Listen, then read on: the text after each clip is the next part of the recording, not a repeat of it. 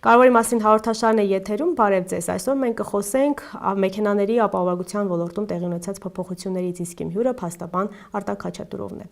Բարև ձեզ, շնորհակալ եմ շատ նախ մեր հրավերն ընդունելու համար։ Սկսենք ամենասկզբից, ապրիլի 1-ից ուժի մեջ են մտնում փոփոխություններ մեքենաների ապահովության ոլորտում։ Կխնդրեի նախ մանրամասնեք, թե խոսքը ինչ փոփոխությունների մասին է։ 1,800,000 հատուցման շեմը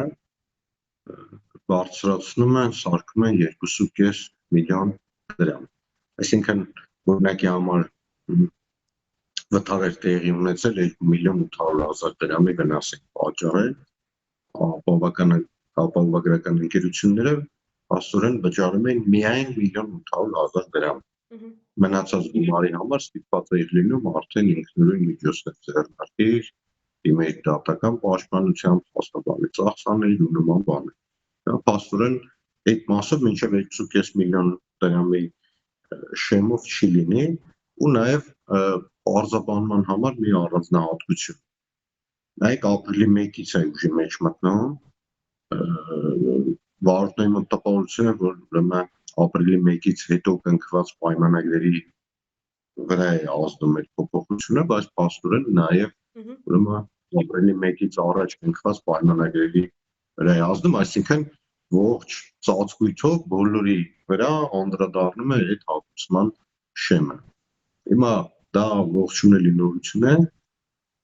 մենք կարող ենք փորձել հասկանալ ինչու է դա արվում։ Այո, ինչու է առաջացել այդ պահանջը, նախ սկսենք այդտեղից։ Մենք իրականում նայեք, ուրեմն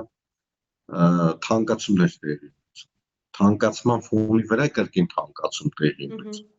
Միջին հաշվով 40-ից 60% բոլորի ապահովագրությունները թանկանում են ճնշող մեծամասնությամբ։ Դա էլ ինչից է տեղի ունեցել, ուրեմն մեքենաների քանակի աճ, այս վերջերս արդեն նկատել եք էլեկտրոմոբիլներն են շատացել, նաև ավելի մատչելի են, ուրեմն նայեք էլեկտրոմոբիլ շատ են ձեռք բերում, թե ծախսը քիչ է կամ, բայց իրանք քանի որ թվականով նոր են, այո, ավելի շատ են վճարում ապահովագրավճարը։ Նոր մեքենաների համար արդեն հատուցումը մաշվածություն չի հանում։ Այո։ Բնից դրան մոդելներ կան, որոնք դե այսպես ասած պայստամասերը դեֆիցիտ են։ Այսինքն մասը կամ Ժիգուլու կամ Օփելի կամ Ֆորդի նման, դրանք շատ ավելի շուկայում դժվար մատչելի ու թանկ են։ Դրա համար միջին հաշվով օրինակ եմ ասում, էլի, եթե նմանատիպ վնասը այլ մեքենայի պայմանական վերցնենք Ֆորդի, եթե վնասը պատճառվեր հատուցումը կլիներ 400,000, էլեկտրոմոբիլի դեպքում կկազմի արդեն 800,000 դրամ։ Դրանից պահանջարկը բարձրացել է, որ ապահովագրականները գինը բարձրացնեն։ Դե մեքենաներն էլ գիտեք, արդեն համարյա թե միլիոնի են մոտենում Հայաստանում թվականակը։ Դե նայեք, մեքենաների թվականակը բերում է ինքը վթարների այո, շատացում։ Հա, բայց գիտեք, այդ շատ մեքենաներն են շատ ապահովագրական վճար են վճարում, բա հարցերը առաջանում ինչու։ Դե ապահովագրականները այդպես հիմնավորեցին, որ հիմնականում պատճառ են հանդիսանում էլեկտրոմոբիլները ու վթարների քանակի կտրուկ ավելացումը։ Հիմա ապահովագրական գները թանկացրեցին, վարորդները բոլորը գիտեն, որ ոչ բարով խերով հիմա շուկայական գներ են գործում, միասնական ապահովագրական գնային քաղաքականություն ու գին սահմանված, այսինքն ով ինչ գին ուզի կկրակի, էլի, այդ իմաստով շատ վատ է։ Հիմա նայեք, այդ գները կրակել են, ուռճացրել են, աճեցրել են, ինչ հետևանքի է բերել, էլի, պայմանական եմ ասում։ Ապահովագրական փաթեթը բյուջեն, դա կազմում էր 100 միլիոն դրամ, նախատեսում էին, որ ծախսերի մեջ չեն տեղավորվում, եկեք թույլ տանք թանկացնեն ու աճի ենթադրենք 120 միլիոն դառնա, բայց ավելի շատ աճեց, ենթադրենք 150 միլիոն հասավ։ Հիմա կստացվի, որ գերշահույթ էին ունենալու, այսինքն շատ խոշոր գումարներ էին հավաքագրվելու։ Դրա համար որոշեցին ինչ-որ մի կերպ գոնե ուրեմն այդ գումարին համահունչ սկսեն գոնե հատուցումներ ունեն, ու այդ միտքը առաջացավ, որ եկեք գոնե շեմը բարձրացնենք, որովհետև մոտավոր 15 տարին այդ շեմը չէր վերանայվել, դե ստատիստիկա էլ կա, ենթադրենք որքանով է պահանջարկը ու ինչու հենց 2.5 միլիոն կարա 3 միլիոն լիներ, 2 լիներ, դե դա ստատիստիկայով վերլուծությունները վերցել են, որ ավելի շատ մինչև 2.5 միլիոնի պահանջարկ է լինում, դրա համար էլ ուրեմն սահմանել են այդպիսի շեմ։ Այսինքն այստեղ այսպես ասեմ էլեկտրոմոբիլների ոսկը Հայաստան վերջնական հաշվով այսպես էֆեկտներով որոշակի դրական ազդեցություն ունեցավ նաև այս ոլորտում, այսպես ասած, եթե այդպես ձևակերպենք։ Մենք իր բացասականն էլ ունեցավ, վերջնական հաշվով գոնե ինչ-որ մի դրական ազդեցություն ունեցավ։ Իսկ եւս մեկ անգամ կուզենայի այսպես հեռուստադիտողի համար բացատրեինք, արդյոք ապահովող գրավաճառները ապրիլի 1-ի փոփոխությունից հետո փոփոխության են էլի ենթարկվելու, բացի այն, որ դուք նշեցիք արդեն, որ եղել են արդեն։ Արդեն 2 անգամ ենթարկվել են, եթե առաջ 1000 կամ 3000 դրամով են բարձրանում, հիմա վարորդները նկատել են ու հիմա այլ տենդենս կա։ Հենց հիմա դուք ստուգում եք ենթադրենք ապահովող գրավաճառը բարձրացել է 7000 դրամով, դե միջով սկսում եք այդ մտքի հետ հաշտվել, մտքերի մեջ վիճել, աներևույթ ուրեմն հակառակորդի հետ, գալիս է ապահովագրելու օրը, մտնում նայում եք, տեսնում եք արդեն այլ ենթադրենք հաճել է արդեն 10000 դրամով։ Կանգնացնելու, նվազեցնելու միտում չկա։ Ավելի ճիշտ կլինի այսպես ձևակերպել։ Ու քանի որ այդ շուկան ազատականացված է, բոլոր ապահովագրականները ինքնուրույն կամայականորեն գինեն որոշում։ Հիմա նայեք, քաղաքականություն չկա, քաղաքական որոշում կայացնելու, որ ուրեմն սաստենգները կանգնեցնեն, աճը նվազեցնեն, նման բան չկա։ Ուղղակի հիմա եթե էլի փաթեթը կուռի կավելանա, ինչ որ մի լրացուցիչ դրական բան էլի վարորդների համար էլի կավելացնել։ Որոշ փոփոխություն էլ էին արել րոպեների հետ կապված, կուզենայի դրա մասին էլ մանրամասնենք, թե դա եղել է էլի նախկինում, որ 40 րոպեվա ընթացքում պետք է պարտադիր վթարի մասին տեղյակ պահել ապահովագրական ընկերությանը։ Չէ, իրականում դա միշտ է եղել, մի փոքր ձևափոխումների, թուլացումների տարել են, ամենամեծ աղետն է եղել, դե շատ վատ էլի քաղաքացիների համար, ասենք ապահովագրավաճառը վճարել են, ինչ-որ եկել հասել է, որ պիտի հատուցումը տան, տվեցին ու գալիս ուրեմն գումարը հետ են ուզում, բայց եկեք մի բան չմոռանանք, օրենքը նաև պաշտպանում է ապահովագրականների շահերը, ապահովագրականը ասում է եղբայր խմած մի եղի, վարորդական ունեցի ու ճիշտ ժամանակին ինձ զանգեի տեղեկաց, որպեսզի ես հնարավորություն ունենամ պարզելու իրական պատահարը, վարորդ փոխել են, չեն փոխել, դեպքի հանգամանքներ փոխվել են, չեն եղել, վերջի վերջո դա ինչքան էլ ցավալի է արձանագրենք, որ շատերը տուժում են, բայց այդ իրականության հետ պետք է հաշտվել ու պետք է իմանալ, որ դա վարորդների պարտականությունն է, ուրեմն զանգել ժամանակին տեղեկացնել։ Ուղղակի Երևանը նստված այլ հարցեք տալի, Երևանում նորամուծություն էին մտցրել, թե վթարից հետո 15-20 րոպեն պարտավոր ես Բայց չենք կարող մի փաստ էլ չարձանագրել, քաղաքացիներն էլ երևի թե ինձ հետ կհամաձայնեն, որ շատ հաճախ ապահովագրական ընկերությունները ուշանում են դեպքի վայր հասնելուց։ Չեն գալիս։ Հա, դա այս դեպքում ով պետք է քաղաքացու իրավունքը պաշտպանի։ Եվ գաղտնիք ասեմ, սա մասնագիտական եմ ասում, վաղուց արդեն ապահովագրականների դեպքի վայր գալու պարտավորությունը հանված է, դե գիտեմ, շատ եմ վարորդներում ասում են թաղեմ դրա ազիզը, իսկի մի հատ լայաղել չարեցին։ Շատերը չեն հասկանում, որ դա պարտադիր պահանջ չէ, գուցե դա էլ պետք է բացատրենք, որ դա պարտադիր չէ անձի դեպքի վայրում ֆիզիկապես ներկա լինելը։ Հիմա ասեմ, բա ինչու են գալիս դեպքի վայր, այ օրինակի համար ասենք ավելի հաճախ մարզերում։ Ցավով արձանագրեմ, որ մարզում մի քիչ ասենք զբաղվածության առումով, եկամտի առումով մի քիչ նվազ է ու ապահովագրական գործակալները ավելի այդ առումով մատչելի ավելի գեղեցիկ ծառայություն են մատուցում, գնում են մարդու կողքը իր դարդին կանգնելու ինչ-որ բանով օգուտ տալու։ Դա տարբերակ 1, տարբերակ 2, երբ որ մարզերում ուրեմն քանի որ տեսախցիկները ավելի սակավ են, ապահովագրական գործակալները կամ մասնագետները մոտենում են, որպեսզի դեպքը իրենց աչքով մասնագիտական աչքով զննեն ու հասկանան պատահարը ձևացված է, թե իրական է։ Կամ փորձեն ենթադրենք ամեն ապահովագրան կան իր կողմին ինչ-որ խորհուրդով կամ բանով օգնեն։ Հիմա քանի որ Երևան քաղաքում տեղի է ունենում ողջ Հայաստանի Հանրապետության վթարների մոտ 60%-ը, մնացած 40-ը արդեն բաշխվում են մարզերին։ Հետևաբար Երևանը ավելի զբաղված, ավելի ծանրաբեռնված, ավելի տեսախցիկներով վերահսկելի, amma տենց ոչ ոք ժամանակ չի մնում գա դեպքի վայր, էլի։ Իսկ մարզի համար ենք այսպես ինչ-որ մի հատ դեպք միջոցառում է տեղի ունեցել, որ պիտի բոլորը մասնակցեն, ամեն մեկը իր մասնագիտական խորհրդով կամ աջակցությամբ, օգնությամբ, ավելի թասիվով բան է, որ գնան իրաց ընկերոջ կողքը կանգնելու։ Երևանում այդ մինչև մյուս ծայր գնաս։ Ընկերը տեսախցիկն է Երևանում, այսպես ասած։ Փորձից խոսենք ձեր, երկարամյա փորձ ունեք այս ոլորտում, փորձենք հասկանալ առհասարակ ինչ հարցերով էին հիմնականում մտնում դատարան քաղաքացիները եւ որքանով էիք կարողանում այսպես բավարարել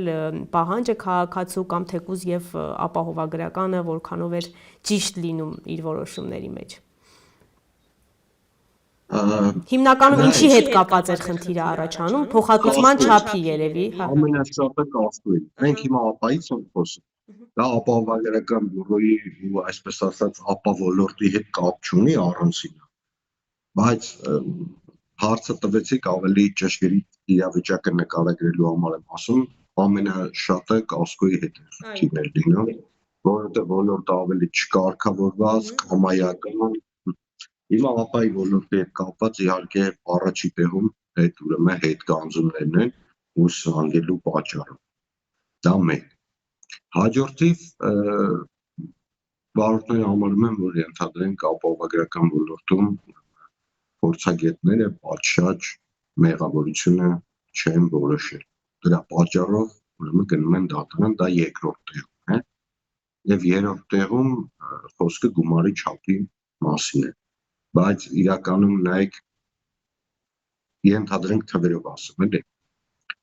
ձեզ 1 միլիոն դրամի վնաս պատճառել, ապահովագրականը գնահատել է 600,000, բողոքարկեցիք դարձրեցին 850,000 դրամ, հիմա նայեք դուք համարում եք, որ ենթադրենք անարդարություն է տիրում, բայց 150,000 դրամի խնդիր է։ 150,000 դրամի համար այսօր իրական նպատակահարմար չէ դատարան մտնելը։ Դիմել։ Հաշվի առնելով փաստաբանի ծախս, դատական ծախսեր, ժամանակահատված։ Ամենագլխավորը երևի ժամանակահատվածն է այս ամեն ինչի մեջ, որովհետև ոչ բոլորի նյարդերը կհերիքեն այդքան երկար դատական գործընթացների միջով անցնել։ Այսինքն օրինակ հատուցման ոլորտում կարող ենք հստակորեն ասել, շատ ճիշտ նշեցիք, էլի հստակորեն կարող ենք ասել, որ մոտ 90%-ով արդարությունը գործում է, այսինքն եթե 10%-ով չի գործում, դրա համար որ չարժել այդքան զոհաբերության գնալ, էլի, ճիշտ գնահատականը կարելի է այսպես անել։ Կասկոյի մասով կուզենայի դրա մասին էլ խոսենք, ճիշտ է, գուցեև շատ ընդունված չէ մեր հանրության մեջ կասկո անելը, այսպես ասած, բայց փորձենք հասկանալ արդյոք նախ բացատրեք ինչ է կասկոն, որ հեռուստադիտողը հասկանա, եւ ինչու մարդիկ այդ ոլորտից շատ չեն օգտվում։ Ճակերտավոր ասած ոլորտից էլի։ Ուրեմն նայեք, կամավոր ապահովագրություն է, կամավոր ապահովագրության փաթեթները առողջության ապահովագրություն տեղում կամ արտասահման գնալուց, կան մանր ապահովագրություններ, ասենք գազի բալոնի ապահովագրություն, նմաններ, հիմնական ուրույն տեղը ու վեճերի տեղը զբաղեցնում է ապահովագրական այդ առողջության ոլորտում էլ ահագին վեճեր կա։ Մենք այսօր խոսում ենք մեքենաների, այո, թեման չփոխենք, հա։ Կասկոյինը նայեք, էլի, կասկոն հիմնականում ենթադրենք նոր մեքենաներ են անում, նոր մեքենաները արդեն նոր ազարգանում այդ ոլորտը, որովհետև այն նշեցին, չէ, որ Չինաստանից մեքենաները բերում են արդեն նոր են, մարդիկ երբ որ բանկում միջոցով են առնում, արդեն դե կասկոն պարտադիր է լինում։ Հիմա գիտեք, ապահովագրականը ձեր տեսանկյունից ստեղծվել է մարդկանց պատահարի դեպքում հատուցելու համար, ապահովագրականները այդպես չեն կարծում։ Ասում են լավ հաճախորդը նա է, ով մեզ նեղություն չի տալիս, եթե նեղություն տվեցիր, դե կփորձենք Ինչ-որ բան անել։ ստեղծել։ Դե ապահովագրականի երազանքը քեզ փող չտալն է, հա, Դե բնականաբար։ Մանավանդ որ նշեցիք, որ իրենք հստակ այսպես որևէ պարտավորություն չունեն, շուկան լրիվ ազատականացված է, պետական որևէ վերահսկողություն չկա, բնական է, որ իրենք կուզենան, որ այդ գանձված գումարները իրենց մնան։ Ապայի դեպքում կա հստակ խաղի կանոններ, սա ապահովագրական պայմանագիրն է, բոլորը այդ պայմանագիրը ստորագրում են, թե ապահովագրականը, թե ուրեմն բոլոր վարորդները։ Կասկոյի դեպքում, նայեք, ով ինչ ուզի կգրի տեքստը, որ ապահովագրականի մտքով ինչ անցնի, ինչ փչի, մարդը գալիս է կասկո անելու, եկեք համաձայնվենք, որ ոչ բանկի պայմանագիրը, ոչ կասկոն ոչ ոք չի վերցնում մանրակրկիտ կարգ։ Այո, դա բոլոր դեպքերում է խնդիր իմ կարծիքով։ Դե դիմացինի պատշաճությանն է վստահում, էլի։ Դրա համար պիտի այդ միասնական դաշտն լինի, այսպես ասած, սպառողների պաշտպանության, որպեսզի ապահովագրեր են խոցելի կետերից, էլի, որ այն տակի մանր տառերով գրած է, որ ցույց տան ապել լավ կարդը, դա քո խնդիրն է։ Եվ հենց այդ մանր տառերով գրվածի մեջ է ամբողջ գաղտնիքը։ Այո։ Դրա համար պիտի ավելի պարզ թափանցիկ լինի ոլորտը, նաև վեճերի կարգավորում պիտի լինի, կասկոյի դեպքում վեճերի կարգավորման ոլորտ շատ վատ է, դատարանն է։ Իրականում ձեզ ասեմ, էլի, միգուցե մենք ասենք օրենքով, որ ամեն ինչը պիտի տարվի դատարան, բայց դատարանը հաշվենք ծայրահեղ միջոց է, էլի, մինչև դատարան հասնել, այսինքն, որ ասում են լուրջ գործերով գնա դատավորին դիմելու, էլի, պիտի ավելի մատչելի մեխանիզմներ լինեն, որոնք որ հանրային ու ոլորտային բաներ են, էլի, հարաբերություններ են, չգիտեմ, ջրի ոլորտում մնացած, հանձնաժողովային պիտի լինի կամ ասենք հաշտարի գրասենյակի նման, որոնք շատ արագ քննություն ու արագ լուծում կտան, անկախ նրանից դրական է, թե բացասական, բայց արդյունավետ ու վերջնական լուծում տան։ Այս մեխանիզմները Հայաստանում չկան, իմ պատկերացմամբ մեծ ցանկություն ունեն ներդնելու, բայց ոնց նայում ենք մոտ ապագայում առայժմ չկան ինչ-որ փոփոխություններ ոլորտում։ Ես կուզենայի հարցնել նաև վթարների մասով, պատճառների մասով։ Շատ հաճախ մենք գիտենք, որ բոլորս էլ մեր քաղաքներում գիտենք, որ կան հատվածներ, որտեղ շատ ավելի հաճախ են վթարներ լինում։ Բնականաբար վթարների պատճառները տարբեր կարող են լինել ձեր նշած ոչ սթափ վարորդը կարող է պատճառ հանդիսանալ, կարող է մեքենայի անսարքությունը լինել, բայց շատ հաճախ նաև ճանապարհների կահավորումն է խնդիր լինում, ոլորտի այդ կարևոր խնդիրներից մեկն է, որ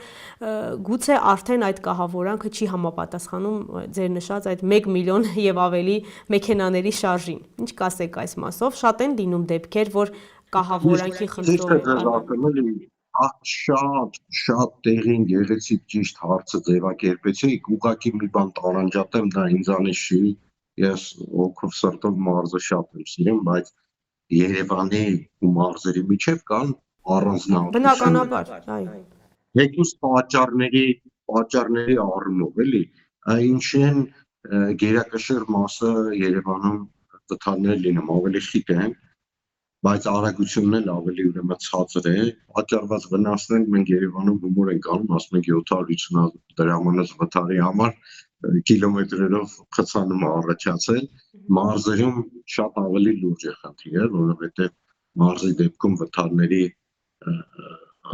ահագին մասը ուրեմն կազմում են ավելի ծանր հետևանքներով վթարները, որովհետև այսպես ասած տիրություն անող չկա, ճանապարհներին ավելի մեծ արագություններ են զարգացնում, լուսավորության խնդիր է ու նման բաներ, հա, դրա համար խնդրեմ մի հատ տարանջատեք, նույնիսկ դուք կարեք մարզով ասեք, ես տեղերը ասեմ, որտեղ են ինչ խնդիր, սխալ խոսացած կլինեմ, որովհետև ամեն տեղ Օրինակ Սյունիքի մասով փորձենք խոսել, ամփոփենք Սյունիքը, քանի որ ամեն դեպքում մեր հեռուստադիտողը առաջնահերթ սյունեցիներ։ Սյունիքի մարզը ձեզ ասեմ, օրինակի համար պատահարների ձևացման մասով առաջատար է օրինակ։ Ոյ, մախինացիաներ ենք անում։ Նույնիսկ եթե շատ սիրեմ Սյունիքը, դա իրականությունը չի այո, այդ մասով առաջատար են։ Սյունիքի մարզում ավելի ուրեմն սակավ է երթևեկությունը, բայց ժամանակին եթե ասեմ համեմատում եմ ուրեմն Լեռնային Ղարաբաղի Հանրապետության երթևեկության հետ, համայնքը ստատիստիկաներով բռնում էին վթարների բնույթները, երևի լանդշաֆտից տեղանքի երևի նմանությունն է։ Երևի դուք էլ կզգայիք, որտեղ ասում եմ, էլի շատ խելացի հարց եք տալիս, այստեղ խնդիրն ու բնույթներն եմ էլի փորձում տարանջատեն։ Սպეციფիկա, այո, երևի իր լեռնային կառուցվածքի պատճառով իմիջիայլոց մի քանի օր առաջ եմ վերադարձել Տաթև լծեն ճանապարհահատվածը,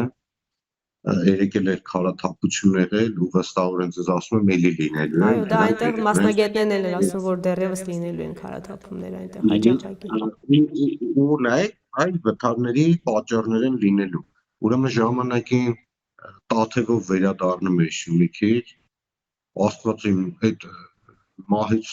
բացանք, դա սարսափելի էր ու վթարները երևի գիտեք այդ բեռնատարերը, որ այդ սահելով գնում էին բան, հաշվեք դա ապահովագրականների համար ինչ կալասանի ուրեմն գումարներ են կազմում, ինչ են անում, այսինքն Սյունիքը իր սակավ երթևեկությամբ էլի մեծ հատուցումների խնդիր է ստեղծում, նայեք այդ այսպես ասած սարքած վթարների առումով, այդ մերկասառույցների առումով ամենաշատ վթարներ։ Իհարկե տրագեդիկ մահվան ելքով վթարներ այլ մարզերում են լինում, բայց Սյունիքում այդ որ ասում Տաթև մոտ տեսել էի, դա աննկարագրելի է ու դա ընդհանուր ստատիստիկայի վրա ազդում է, բայց ձեզ ասեմ, եթե դուք վթար բառն եք օգտագործում, ընդհանուր ստատիստիկան փչացնում է Երևան քաղաքը, ինքը, այսինքն մեր մոտ սովորական է իրեր չզիջել կամ դիստանցիա չպահել, որ վթարների ընդհանուր մոտ 65%-ն է կազմում ու ստացվում է, որ դրա պատճառով են բոլոր վթարները լինում։ Դրա համար վթարները տարանջատվում են մարմնական վնասվածքների, այդ ավելի մեծ գումարով վթարների ենթադրենք ասենք 3 միլիոն դրամ եւ ավելի վնաս պատճառելու Երևան քաղաքում գերակշիռ մասը օրինակի մասում, ասենք մինչեւ 500,000 դրամանոց վթարներն են կամ մինչեւ 200,000 դրամանոց մեր համար առօրյա սովորական բան են։ Ես այսօր առավոտից նույնիսկ չկարողացա հաշվեմ, քանի վթար տեսա, որը որ նաև խցանման առիթ է լինում, դեր մոտ դա խցանման առիթ չի լինում, այլ բարեկամներով հավաքվելու առիթ է լինում, շատ հաճախ։ Ոլորտում փոփոխությունները նշեցինք իհարկե, բայց կուզենայի որպես ամփոփում, որպես մասնագետ, որպես ոլորտում տարիներ շարունակ այսպես թրծված մասնագետ, ինչ կասեք, մենք ինչ փոփոխություններ ունենք մեքենաների ապահովության ոլորտում էլի անելու, որ եւ ապահովագրական ընկերությունը չտուժի,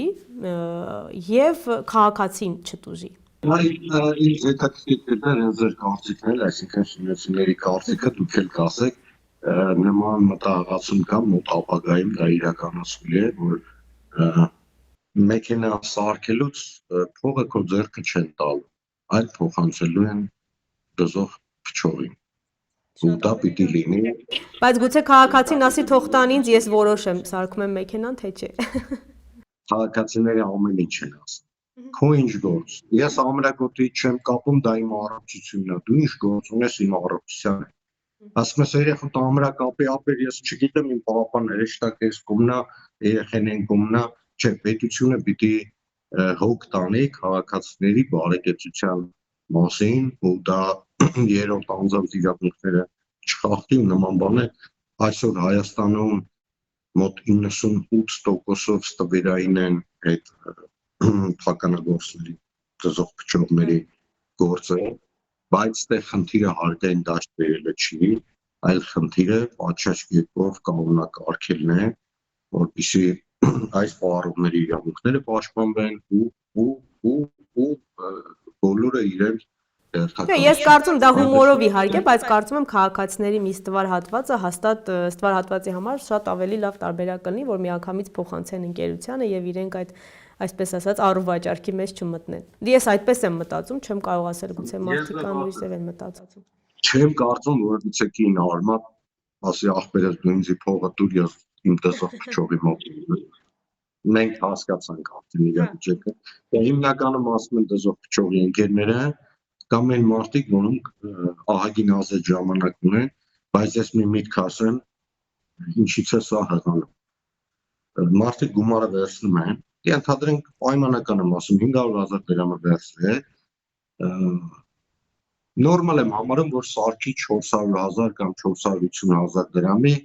մեջ տեղավորվի, իրանն էլ այսպես ասած զդաչի մնա, բայց ձեզ հավատացնում եմ, մի ստվար զանգված, ուրեմն մեքենան այդ 500,000 օրինակի դեպքում, ուրեմն վերանորոգում են այսպես ասած